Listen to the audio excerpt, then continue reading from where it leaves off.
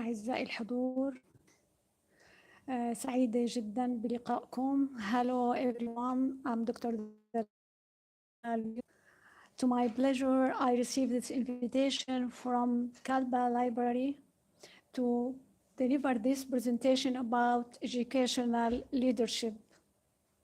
Thanks for you all for your attendance, and thanks for Sharjah Library in Kalba, and thanks for this lovely topic, which is about the educational leadership, which based on influences others and empower ourselves and others to achieve our goal and their goals.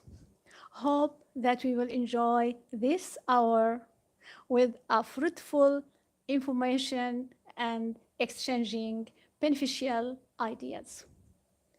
I wait few minutes in order to see. If you want to participate, please write on the chat box, and I try to answer your participation.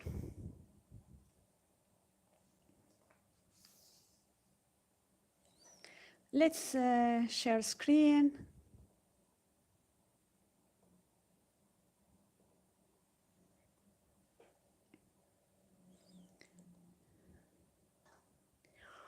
Really, this slide summarizes my specialization. I like educational leadership very much. It is my main major, and there are many reasons behind this major. The content of our workshop will be educational leadership definitions, educational leadership theories, the role of educational leaders, strategies for ideal educational leaders, implications, and real stories. Then we move on to conclusion. We come now to educational leadership definition. If you see that I leave this slide empty because I don't want to give you any ready-made identification for the educational leadership. I don't like to relate it very small to a piece of definition. But I promised you that at the end of this workshop, at the end of this webinar, you are going to give me your definition about your own educational leadership, because every one of you has his or her own measure or own field at work. So educational leadership is related, or let's say task achievement of this job. We skip definition and leave it to you till the end of this, this webinar. But I replace it with some saying. It is said that leadership is the capacity to translate vision into reality, which means that it is not just a mere combination of qualities or traits in the educational leaders. It is translating words into action. So it is measured by our influence on people, by our empowering others' energy to achieve their potential. Before going on, let's agree, if we don't have definition, clear definition, we can't follow on without having agreement. So let's agree on leadership in education. It is about learning. So the learning of others has to be at the heart of the decision-making of any educational leader. If you are a really educational leader, you have to think about learning and everything related or combined to the learning process. So leadership and learning are indispensable to each other. We can't separate them. They are as one link. Educational leader must have the will at the time to release leadership to the teachers, parent, and the learner. So here we have a little definition about educational leadership and educational leader. There is a story behind my choice to this major to specialize in it. And this story goes back to my teenager period of my life, when I was a secondary student and something happened to me. The story which is, it changed the career of my life. I was so lucky to have two teachers. They are very, very skillful in their subject, which they were math subject and chemistry subject. And these subjects are the basic subject for specialization in pharmacy or in medicine. But I discovered that they are poor leaders. So after spending few months in studying the science section, I transferred to the literary section because of their behavior or because of the way they dealt with me. So they changed my whole life. They let me think while I was a teenager that I have to ask the headmistress or the school administrator to teach them something.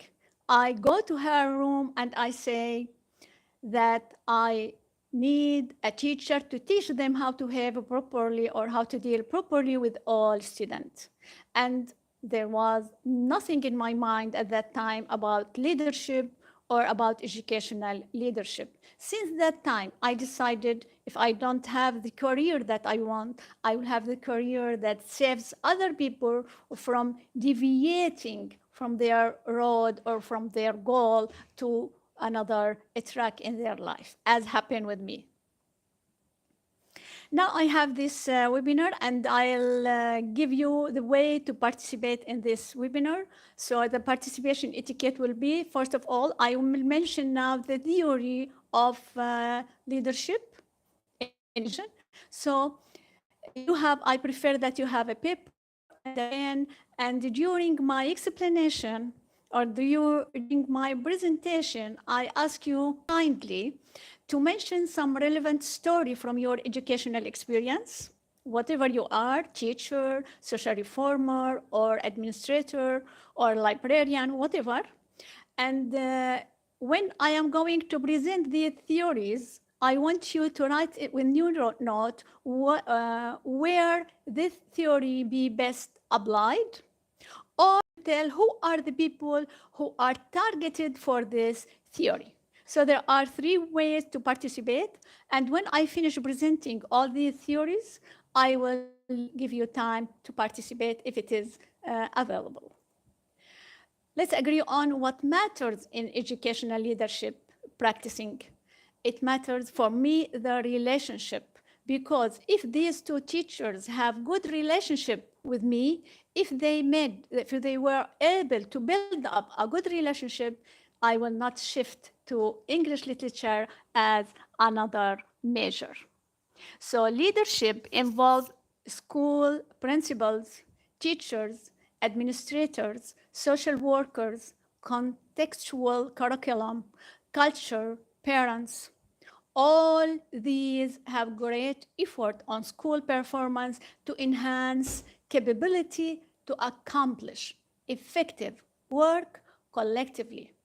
So in this area, we say one hand doesn't collapse.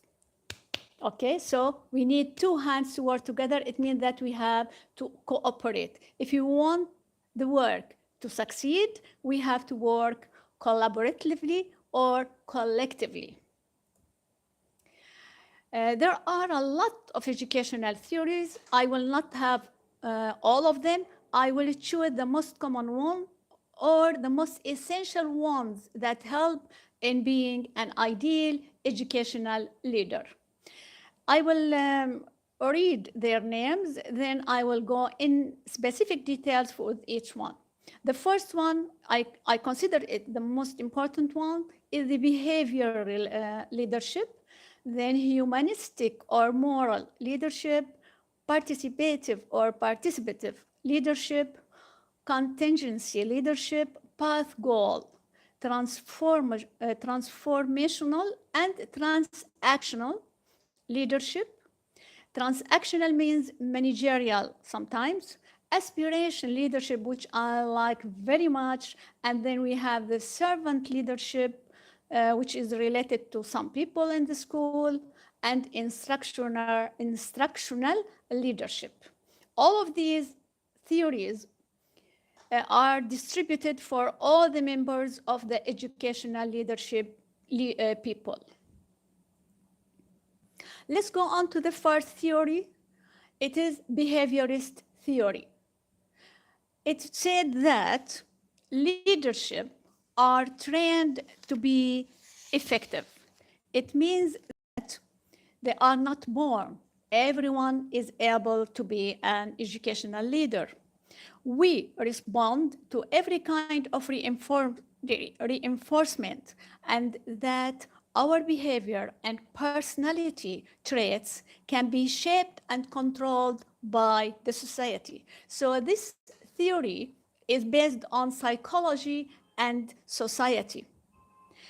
Contrary to the theory that is focused on the great man or the hero man like Superman, and which says that leaders are born. Here, an educational leader. Now we move on to the second one, moral leadership or humanistic leadership. This one is really an ethical, philosophical approach. It stated at once many things. It stated compassionate, reasonable, and strategic. Humanistic leaders are compassionate because they never forget that the people they are working with or for, with real strengths, with real weaknesses, and most importantly, real emotions. They care for them as holistic. Humanistic leaders are ethical because they don't give lip service to their values. They actually live them and lead others by example. So they are not action, they are not words speaker, they are action. They believe in action. So action speaks louder than words. Humanistic leaders are very, very important. They believe that they have to respect others' opinion, others' suggestion. They want to base their decisions on reality and not on assumption. Humanistic leaders are strategic because they review all their options, pros and cons, with and against, of each solution, and choose one that will give them and their team the best chances of success. But what about participant leadership? I want to share you the screen. Just a minute, please. I will go and back.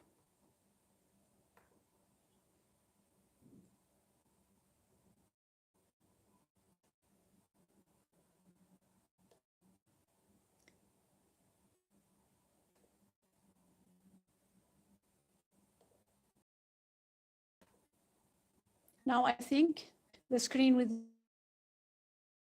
that the screen is not shown.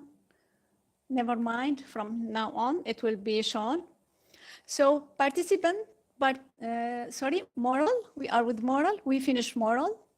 Participative theory, it involves in decision making to improve understanding of the issue involved by those who must carry out the decision. Because in psychology, we know that people are more committed to actions where they have involved in relevant decision making. People will be less competitive and more collaborative when they are working on joint goal. When people make decisions together, the social commitment to one another is greater and thus increase their commitment to decision, because it is said that several people deciding together make better decision than one person alone. Do you agree with me? You can raise thumb on that chat box. Now we come to contingency leadership. I like it very much because it is very sensitive. It comes together. It states that effective leadership depends not only on the style of leading, but on the control over a situation. You have to be courageous to control the situation in the way that you find it right on spot. There's need to be a good leader-member relation, build relation, task with clear goals and procedures, and the ability the leader to give out rewards and punishment. So we have three things come together.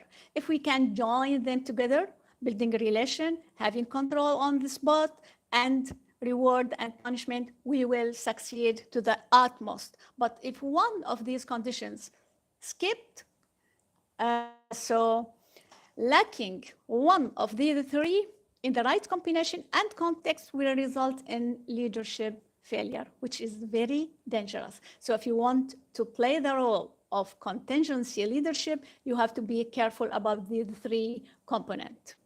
Then we have the path goal one.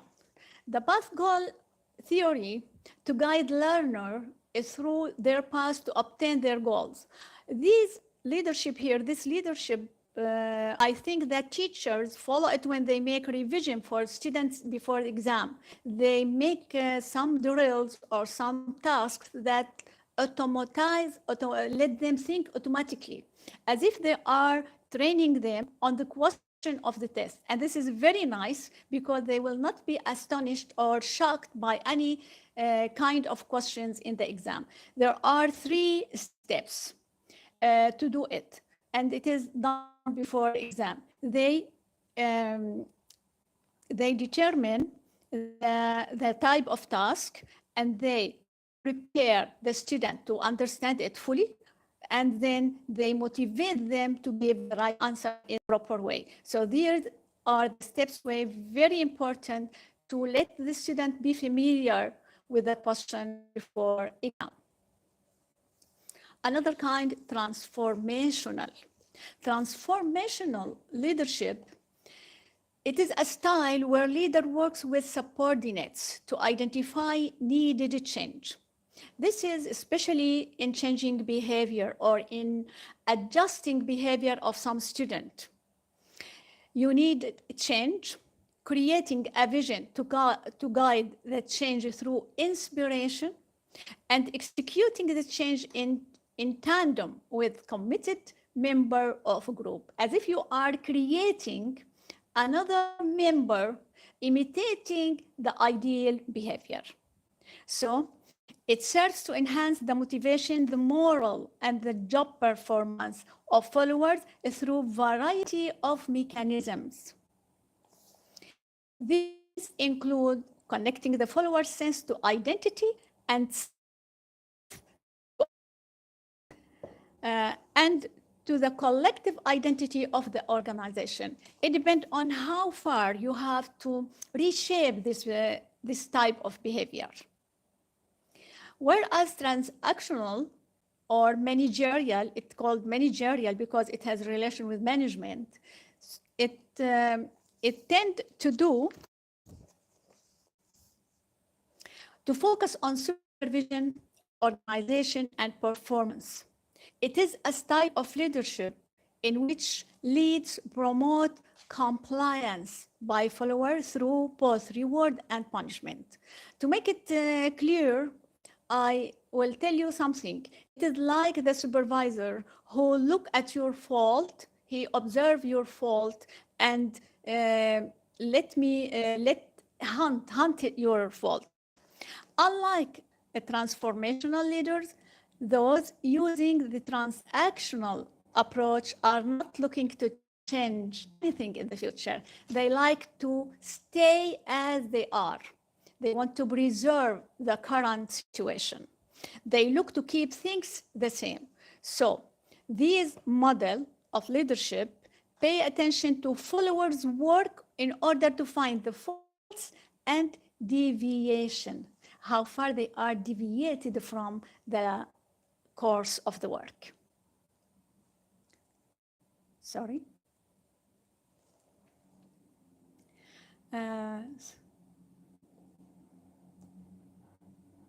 We come to aspiration. Okay, aspirational theory, I like it very, very much because it is creating. I want you all to be aspirational leadership, because leaders who find meaning and purpose in their role are more likely to flourish life and to be a better position to positively influence the lives of others. It is fundamental mindset of aspirational leader. The leader in this type of this leadership is someone who intentionally, he is aware, he intends carefully, who intentionally focuses on positively influencing the capacity of their people to flourish in their professional and personal life and to strive to perform at their best. So they inspire everyone to get the utmost, the best things he can reach.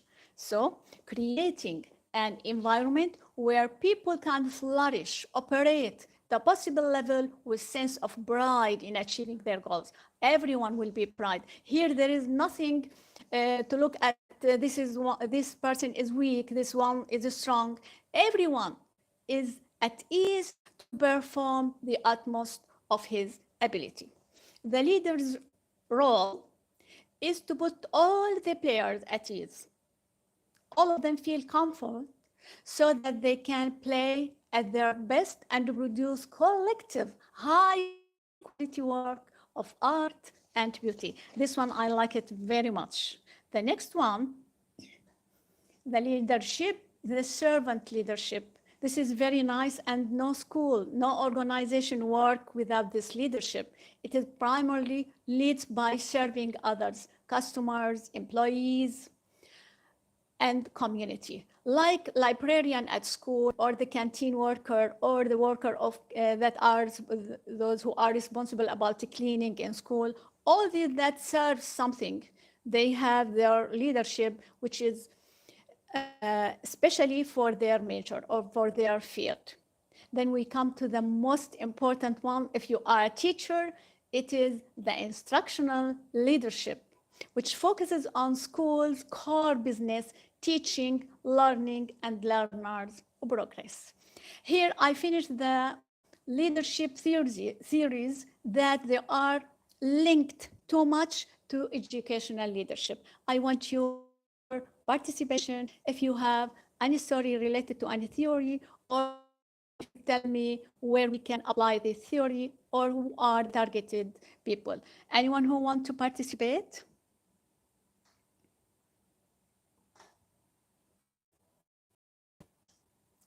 I don't see any participation.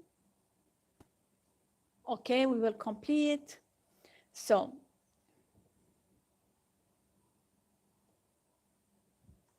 leadership theories. The servant, we have finished it. Now we want to move on to a new level, to a new step, which is consideration about if you have an organization and you want to apply an educational leadership in your organization, what are the things that you have to look at or to focus on? A true leadership to stand alone. He is very trustworthy. The courage to make tough decisions and compassion to listen to the needs of others. He doesn't set out to be a leader. He becomes one by the equality of his actions and of his intent. As we said before, this is said by Douglas MacArthur. And said before that educational leadership are means of action, not of words. Any comment?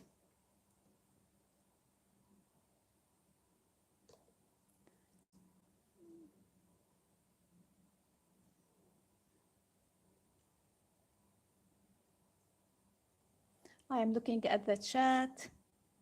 Anything in the chat box? Nothing. No. I will move on.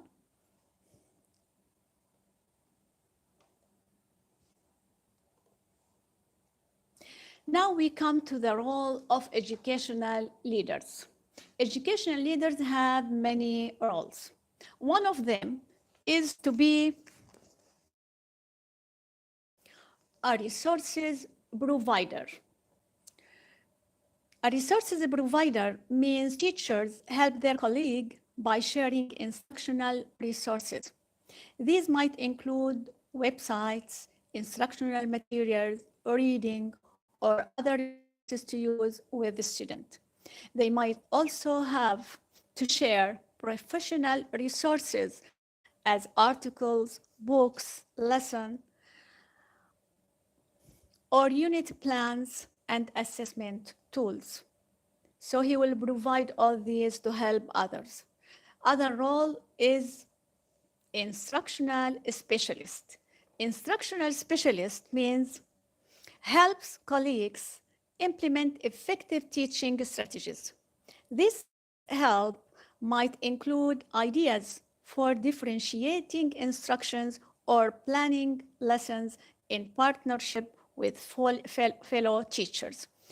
This is very, very important because in the class we have many levels. We have the excellent, the very good, intermediate, upper intermediate, lower intermediate, and the weak one. So the instructional here specialists help in writing instructions to let all these categories be satisfied, and they feel that learning is challenging for them. We don't make the material very easy to suit the intermediate or the weak ones, and we leave the excellent one. Here, it is very, very important to focus on differentiating instructions, and this play vital role in the of curriculum. Then we have the curriculum specialist. What is the role of curriculum specialist? Understanding content standards, how various components of the curriculum link together, and how to use the curriculum in planning instructions and assessment is essential to ensuring consistent curriculum implementation, application, to make it applicable throughout school. So curriculum specialists led teachers to agree on standards, follow the adopted curriculum, and use common passing chart and develop shared assessment. So there are a lot of roles that the curriculum specialists work. We move on to classroom supporter. Maybe many teachers of you, if you are teachers or if you are teachers, play some roles of this, but on the accumulated years or accumulated experience, you will work all these roles one by one or simultaneously, 2 or 3 together. So if you are a classroom supporter, what do? The leader of classroom supporters work inside the classroom to help teachers implement new ideas, often by demonstrating a lesson. Do you remember when we attend for observation class with our colleague? We go to her class, she may be Arabic teacher, English teacher, math teacher, and we see how she implement the lesson plan on the real class. So it is demonstration to help others see how effectively they run their class. often by demonstrating a lesson, co-teaching, or observing and giving feedback. Giving feedback is very important because it is like an evaluation. They evaluate applying the techniques and the drawback of this application, and then they reflect on it. We have another one, the role of learning facilitator. Learning facilitator means it is facilitating professional learning opportunity among staff members, is another role for teachers, leaders. When teachers learn with and from one another, they can focus on what improve student learning. They can save time. They can see situations. Their professional learning becomes more relevant, focused on teachers' classroom work, on authentic work with real students, not on the draft on the lesson plan on paper, and aligned to fill the gap in student learning. We see how far there is gap in learning. Such communities of learning can break the norms of isolation present in many schools. Previously, we have some room for Arabic teachers, rooms for English teachers, for math teachers, for physics teachers, and so on. So they are isolated in groups, but if they don't attend the classes, presentation, demonstration to each other, so this isolation will reflect negatively on their social relation and in their professional competency, because they can learn from each other. Then we come to the role of a mentor. A mentor leader serving as a mentor means one of the common roles for teacher leaders. Mentors serve as role model. So if you have a mentor at school, you look at as if she is a model or as if he is a model to follow. He must be very good in everything. He is the top of teachers. Mentors serve as a role model, acclimate new teachers. Let new teachers, if we have a new teacher at school, be familiar with the weather, with the climate of teaching, with the climate of learning, if they are new to a school, or advise new teachers about instruction, how to write their instructional target. Curriculum, procedures, practices, and policies. Being a mentor takes a great deal of time and expertise and makes a significant contribution to the development of a new professionals. You can't be mentor within 2, 3, 4 years of your life. You have to accumulate your expertise to become a mentor. And teacher, I think, with the long years of working, must practice all these roles. We come now to a new one, which is we have a school leader. Think of school leader. If you have ever had this position, being a school leader means serving on a community. A committee such as a school improvement team acting as a grade level or department chair. You will be responsible for grade 2, grade 4, grade 8. So here you are a school leader for a grade, or you are a school leader for English department, Arabic department, math department. So school leader for a group, for a committee.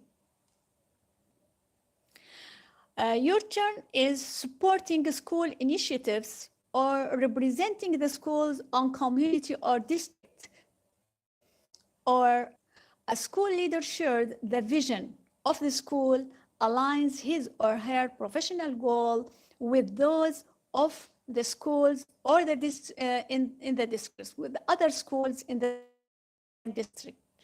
Share responsibility for the success of the school as a whole. So the school leader is responsible for the school success as a whole.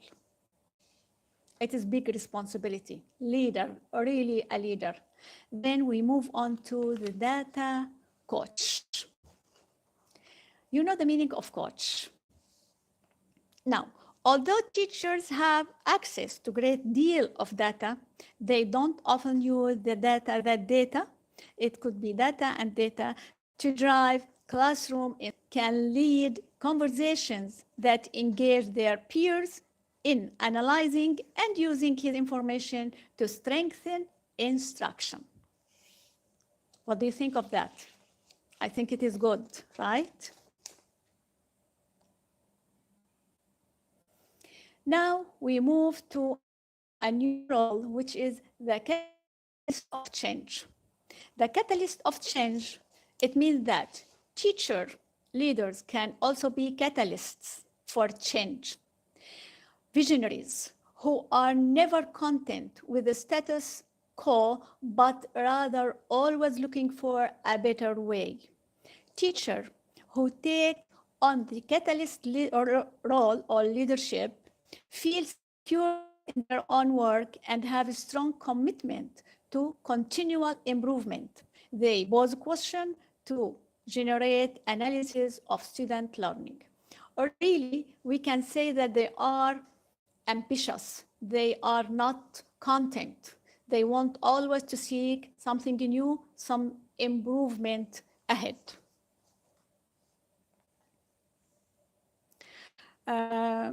Maybe they can watch that the teacher treats some student differently in a better way than others, so they can apply this and transfer this way to all teachers, present it to all teachers to imitate. Many things they can do. And always they ask a question to make analysis. Then we come to the one of the role of educational leaders, which is a learner. If you don't learn, you will be odd and old, especially in this era.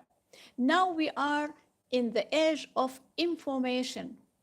Every minute or every single second, maybe we have new information. So if you stop learning, it means that you are evaporating your profession. Learners, be a good learner. Among the most important roles teachers, leaders assume is that of learner. Learners model continual improvement. If you are learning, it means that you are improving yourself. If you are learning, it means that you are enlightening your mind with a new theory around you. It means that you seek to adapt and adopt your professional. Demonstrate lifelong learning and use what they learn to help all students achieve. So develop a method of long life learning for you and for your student. Now I come to the strategies for ideal educational leader. If you want to be really an ideal leadership, what are you going to do? Here I have many tips. One of them is collegial and seek to play an integral role in mentoring, guiding, and supporting educator. Be a helper, be a part of your team, be worker in your team. Play an integral role in mentoring, in supervising, in giving advice, in helping, in guiding. Be part of continuous improvement, the continual improvement. Put your hand, take part, share. Consider the strategies to improve the educational program. There are many strategies to improve the educational program. Don't teach it as it is. Try to find new ways to infuse new ways in order to empower it and to improve it. Observing learners and educators in interaction. See how far interaction between one side and the educator that they are responsible of these learners, and put your notice and try to analyze them. Communicate with parent now in COVID-19. They are compulsory. They are without their own will. They are obliged to take part in teaching learning process. Why? Because all learning now either mixed or merely online. So it is from home, and the parents are responsible to share their children, their learning, and to hold the responsibility or to guide them. Whatever their responsibility will be, regardless of the limit of their responsibility or regardless of the limit they share their children, their responsibility, everything happen at home, and they become vital part of this learning process. So communicating with them is very, very essential to know how far the child is doing well, or what are the things that irritating or he is worrying about, or the parent are worried about. There are a lot of trouble, a lot of worries nowadays during COVID-19 and during the online learning. We will complete now. If you want to apply an educational leadership in your organization, you have to look on to consider many things. What are these things you have to consider if you are going to apply an educational leadership?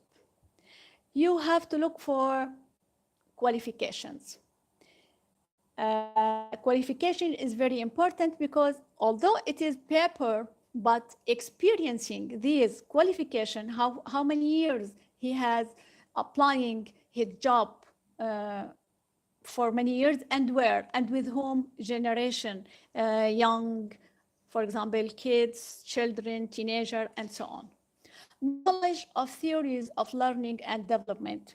We have spoken a lot about this in details in the beginning of this webinar, so there's no need to comment on it. Knowledge of individual children and learning style, because each child learn in his own way of learning. There is styles for learning. The one who learn by visual or kinesthetic or by all of them. So we have to know the learning styles and to focus on them. The personal qualities and willingness to listen, mentor, coach, and reflect alongside with the team.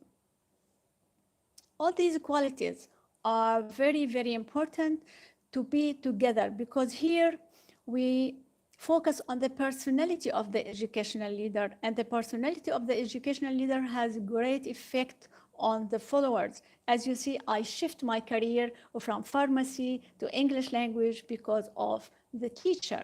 So the relation, very, very important, and we have to take care of it.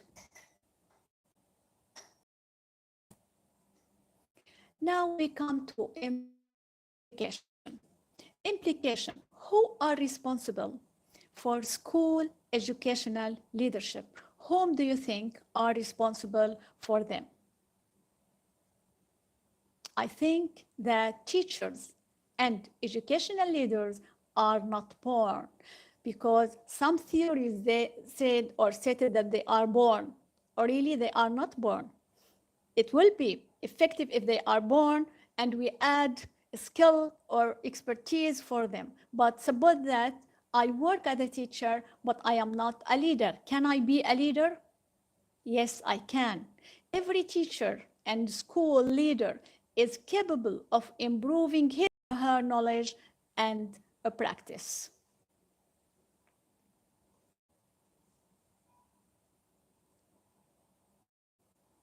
I come to the conclusion to the end of my webinar, saying that principals or administrators are not only leaders, but they are the key leaders.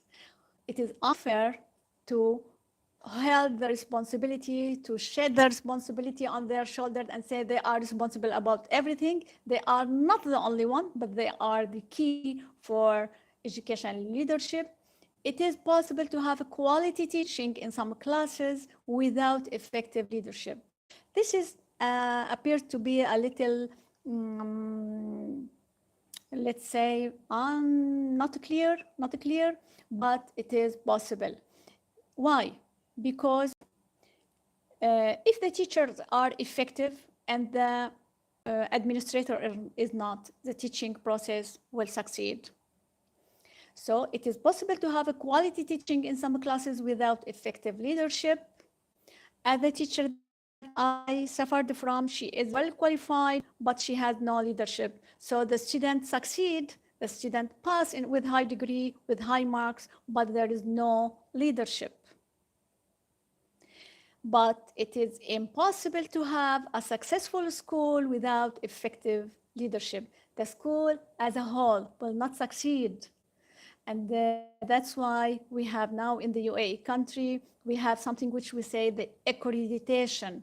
Every year there is a committee that visits schools and make accreditation and give them marks or give them levels.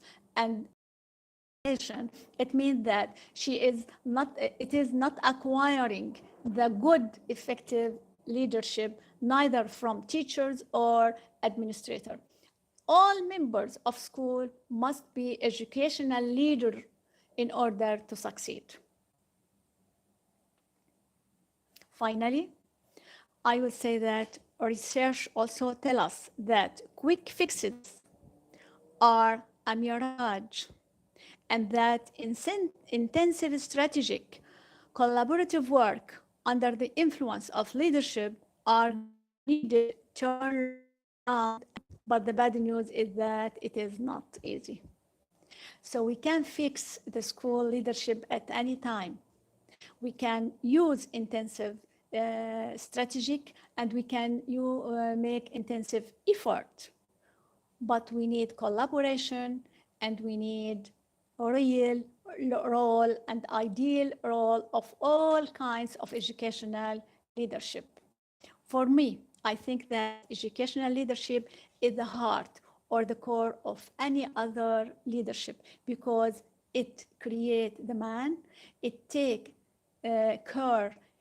care about the personality itself, to build the personality in the right and put the person on the right track that is suitable for him to carry his career out in the proper way. So by educational leadership, every person in the society is beneficial. No one is ideal. No one is idle. No one is weak. Everyone can take role in leading the society and achieving his own goal. Thank you for joining this webinar, and thanks for the Sharjah Library, Public Library, for inviting me. Hope to meet you again. And now I open the time for asking a question. If you have any question, so you can ask.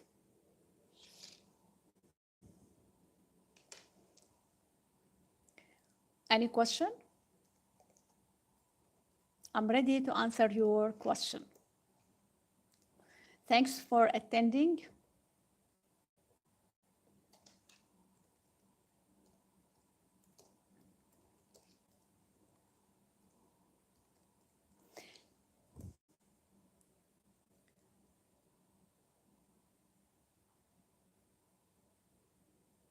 If anyone, raise hands in order to open the mic.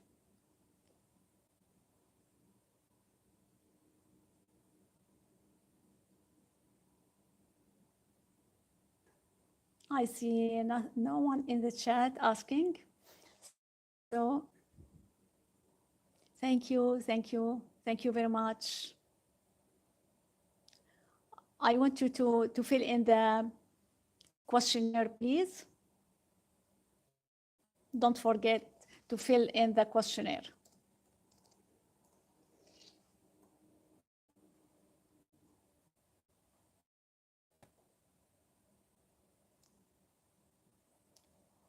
Okay.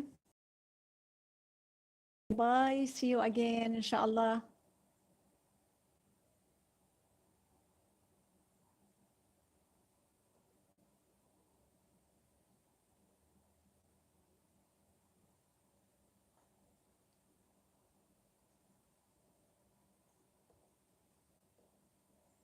Stop share. Okay.